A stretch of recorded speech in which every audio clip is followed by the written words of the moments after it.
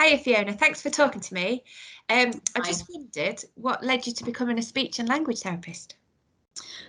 So I have worked at Rampton Hospital for nearly 21 years, and I first came to Rampton as a speech and language therapy assistant. So that was my first kind of route into speech and language therapy.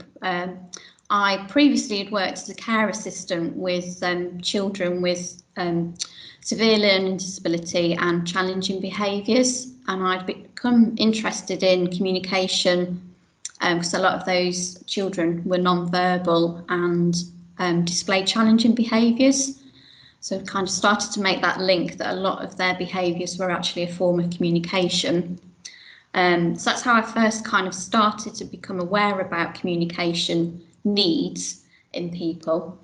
And then I saw the job advertised at Rampton Hospital for a speech therapy assistant, and thought, oh, that would be a way for me to take forward my interest in communication needs.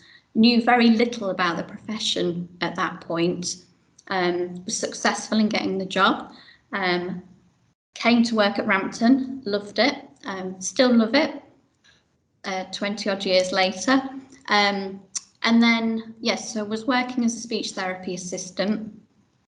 And then the opportunity came for a part-time speech and language therapy degree at De Montfort University for speech and language therapy assistants.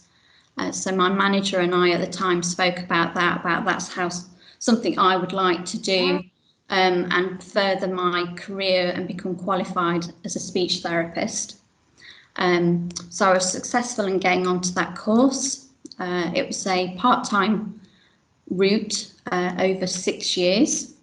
So I attended university part-time and continued to work at Rampton Hospital as a speech therapy assistant part-time as well during the week.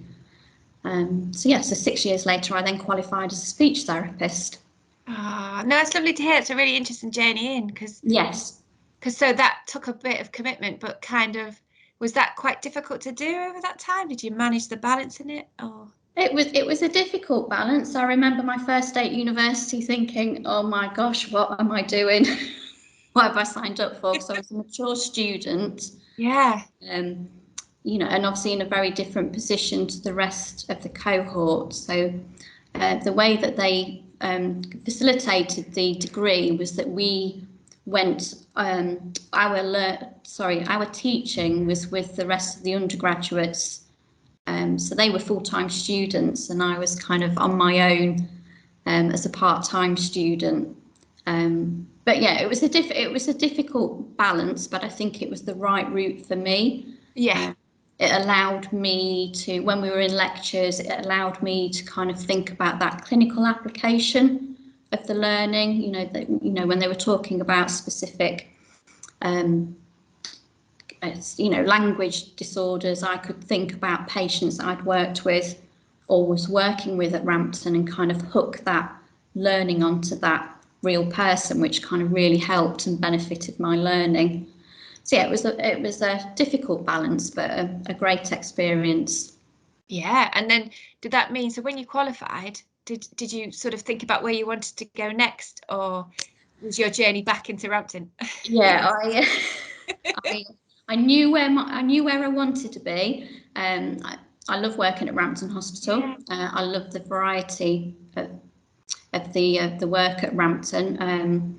So I knew that ideally I wanted to work at Rampton as a qualified speech therapist, and thankfully a position became available for a Band 5 speech and language therapist at Rampton a couple of months after I qualified, and I was successful in being appointed, and that's then where my qualified journey at Rampton started. And do you feel like there has been steps within that then since you've qualified? Is there, tell me a little bit about your role now.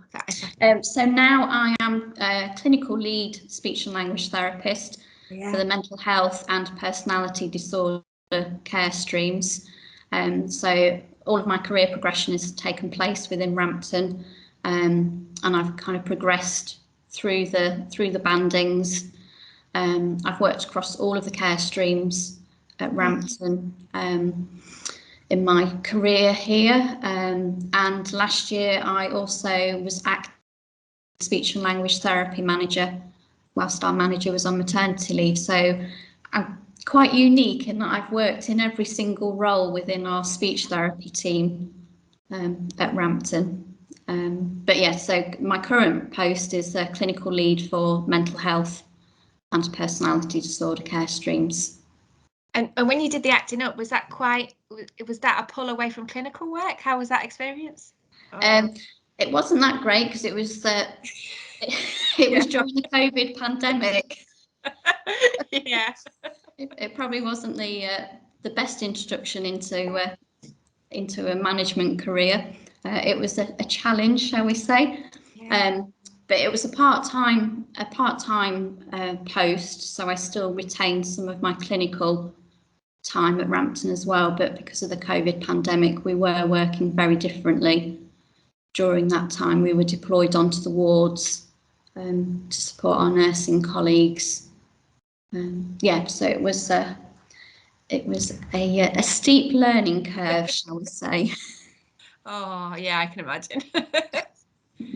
And then, this is really lovely. Just really finally, is there anything being through that journey that you would tell your younger self, or that you would tell somebody else just starting out? Top tips? To believe in yourself, I suppose. Believe in yourself. Have the confidence in yourself. Take those leaps of faith. Take yourself out of your comfort zone. Continually challenge yourself. And learn. I've just recently started a Masters of Science degree in sensory integration, so starting that next chapter in furthering my speech and language therapy career. So just embrace all opportunities.